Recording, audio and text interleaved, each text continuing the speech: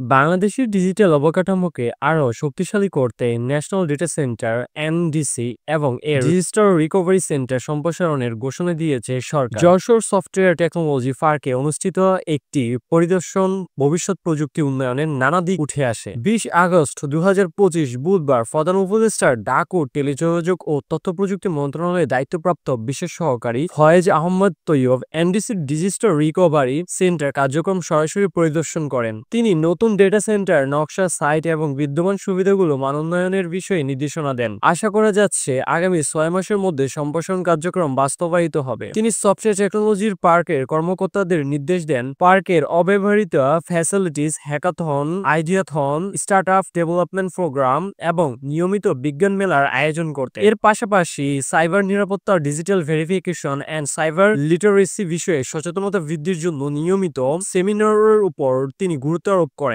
স্থাপনাগুলো নিরাপত্তা নিশ্চিত করতে তিনি যশোর জেলা প্রশাসক মোহাম্মদ আজহারুল ইসলাম এবং পুলিশ সুপার রৌনক জাহানারা সাথে আলোচনা করেন।